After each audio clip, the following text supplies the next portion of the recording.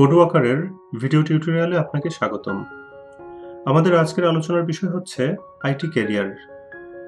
আলোচনাটি কয়েকটি পর্বে বিভক্ত। এটি আমাদের এই সিরিজের প্রথম পর্ব। উপস্থাপনায় আমি পল্লব আশফাক, যুক্তরাষ্ট্রে কর্মরত একজন কম্পিউটার প্রোগ্রামার এবং আইটি প্রতিষ্ঠান অর্কনেটের সিইও। এই আলোচনার মূল লক্ষ্য হচ্ছে কম্পিউটার সায়েন্স বা আইটির অন্যান্য শাখায় অধ্যয়নরত ছাত্রছাত্রীগণ যারা তাদের কোর্স শেষে সুন্দর একটি ক্যারিয়ারের স্বপ্ন দেখেন। এই আলোচনায় আমার 18 বছরের প্রফেশনাল ক্যারিয়ারের অভিজ্ঞতার আলোকে আলোচনা করব যে নিজেকে সুন্দর একটি আইটি ক্যারিয়ারে প্রতিষ্ঠিত করার জন্য কিভাবে প্রস্তুতি নিতে হবে। শুরুতেই দেখে নিই ছাত্রাবস্থায় ক্যারিয়ার নিয়ে কি কি প্রশ্ন ঘুরে আমাদের মাথায়।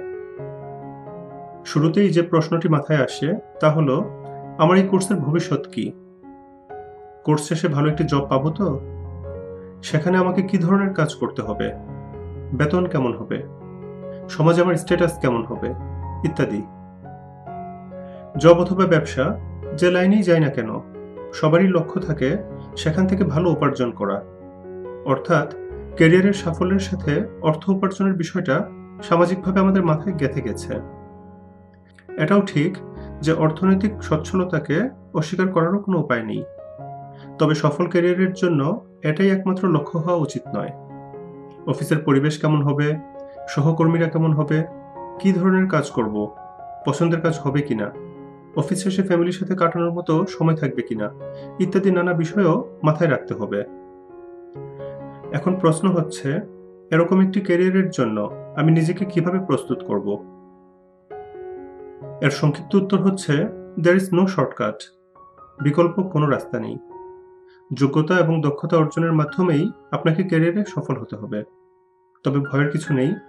একে যত কঠিন কাজ বলে মনে হয়, আসলে তা তেমন কঠিন কিছু না। প্রয়োজন শুধু সঠিক পরিকল্পনা ও চেষ্টার। এজন্য সবার আগে আপনাকে যা করতে হবে তা হলো লক্ষ্য নির্ধারণ।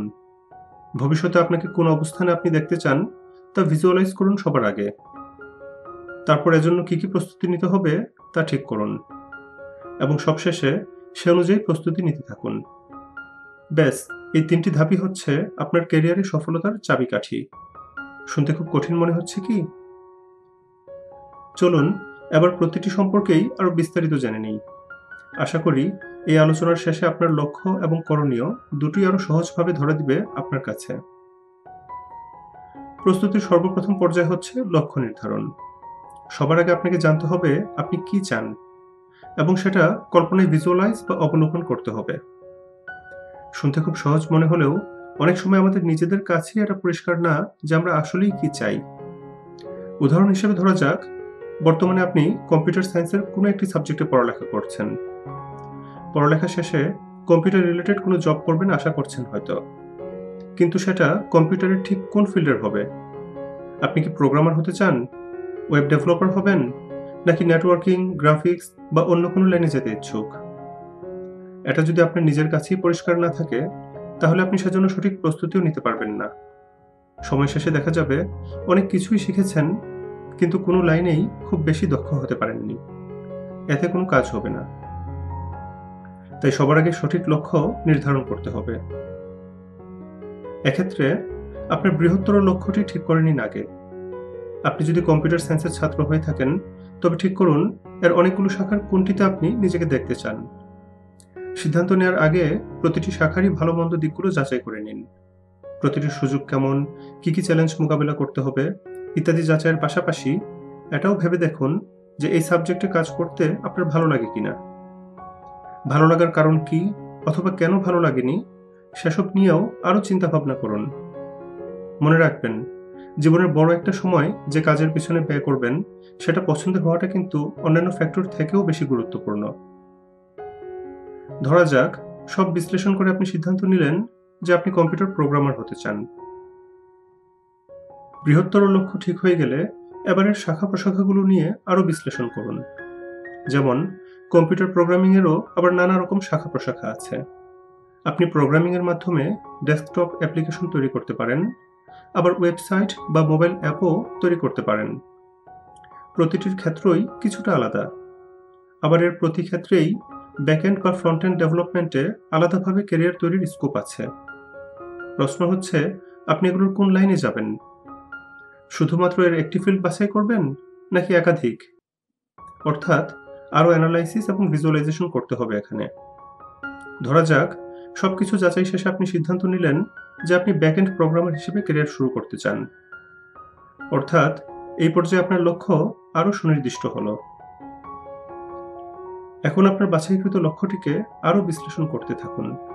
দেখুন এর মধ্যেও ক্যারিয়ার শুরু করার জন্য আরও সুনির্দিষ্ট কোনো শাখা আছে কিনা। যেমন ব্যাকএন্ডের কাজও আবার বিভিন্ন প্রোগ্রামিং ল্যাঙ্গুয়েজ দিয়ে করা যায়। সি++, জাভা, সি# অথবা VB.NET ছাড়াও আরও অনেক ল্যাঙ্গুয়েজ আছে মার্কেটে। আপনি কোনটি বাছাই করবেন? কোনটিতে শুরু করা সহজ হবে, মার্কেটে কোন ল্যাঙ্গুয়েজের ডিমান্ড বেশি, ইত্যাদি নানা দিক যাচাই করুন। ধরা যাক, এসব শেষে আপনি সিদ্ধান্ত নিলেন যে আপনি সি# দিয়ে ব্যাকএন্ড প্রোগ্রামিং শুরু করবেন। এখন বলা যায় যে আপনি আসলেই জানেন আপনি কি হতে চান আপনার আইটি ক্যারিয়ারে। আপনি নিজেও এই পর্যায়ে এসে আরও স্পষ্টভাবে ভিজুয়ালাইজ করতে পারবেন আপনার লক্ষ্যটি। তবে অনেক সময় অনেক পরিস্থিতিরই পরিবর্তন হয়, এজন্য আপনাকে চোখ কান খোলা রাখতে হবে এবং পারিপার্শ্বিক পরিবর্তনের সাথে তাল মিলিয়ে আপনাকেও আপনার লক্ষ্যে আনুষঙ্গিক পরিবর্তন আনতে হবে। যেমন হয়তো একটি প্রোগ্রামিং ল্যাঙ্গুয়েজ নিয়ে আপনি প্রস্তুতি শুরু করেছিলেন, কিন্তু ক্যারিয়ারে প্রবেশ করতে করতে হয়তো দেখা গেল অন্য কোনো ল্যাঙ্গুয়েজের ডিমান্ড তখন বেশি। আপনাকেও তখন সে অনুযায়ী লক্ষ্যে পরিবর্তন করতে হবে। তবে আশার কথা হচ্ছে, ইতিমধ্যেই যদি আপনি যে কোনো একটি প্রোগ্রামিং ল্যাঙ্গুয়েজ ভালোমতো রপ্ত করে থাকেন, তখন ভিন্ন একটি ল্যাঙ্গুয়েজে সুইচ করতে তেমন ব্যাক পেতে হবে না। উল্লেখ্য যে এখানে আমি লক্ষ্য হিসেবে প্রোগ্রামিংয়ের উদাহরণ দিলেও কম্পিউটার সায়েন্সের অন্য কোনো শাখাও তুচ্ছ নয়। আপনি আপনার পছন্দমতো একটি শাখা বাছাই করবেন আপনার জন্য। তবে এখানে উল্লেখিত পরামর্শ অনুযায়ী নানা দিক বিশ্লেষণ করে যতটুকু সম্ভব হয় সুনির্দিষ্ট একটি লক্ষ্য তৈরি করতে হবে আপনাকে। লক্ষ্য তৈরি হয়ে গেলে এবার দেখতে হবে এই লক্ষ্য অর্জনের জন্য আপনাকে কি কি করতে হবে।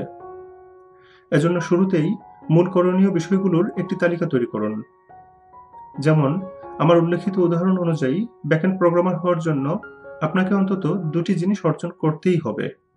প্রথমত, কম্পিউটার সায়েন্স বা রিলেটেড কোনো সাবজেক্টের উপর একটি ডিগ্রি এবং পাশাপাশি সি# ল্যাঙ্গুয়েজের উপর দক্ষতা।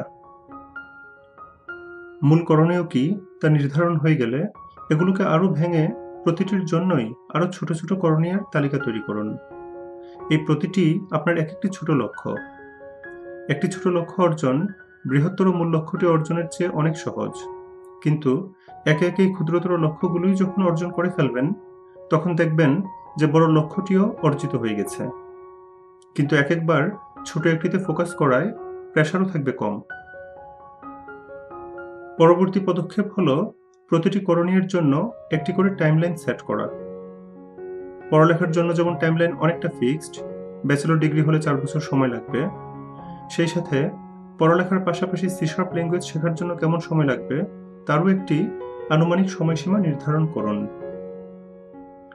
তাহলে এ পর্যায়ে এসে দেখা যাচ্ছে যে আপনি জানেন আপনি জীবনে কি হতে চান, পাশাপাশি এটাও জানেন যে এজন্য কি কি করতে হবে এবং কেমন সময় লাগবে। এখন শুধু বাকি পরিকল্পনা অনুযায়ী প্রস্তুতি নেয়ার। তবে যে কোনো ক্ষেত্রেই নিজেকে ফ্লেক্সিবল রাখুন। আপনার লক্ষ্য, করণীয় বা সময়সীমায় যে কোনো অনাকাঙ্ক্ষিত পরিবর্তন আসতেই পারে। সেক্ষেত্রে হাল ছেড়ে না দিয়ে নিজের পথটাকে পরিবর্তনের সাথে খাপ খাইয়ে কিছুটা পরিবর্তন করে নিন। তবে মূল লক্ষ্য ঠিক রাখুন। বারবার লক্ষ্যে বড় পরিবর্তন আনলে হিতে বিপরীত হওয়ার সম্ভাবনাই বেশি।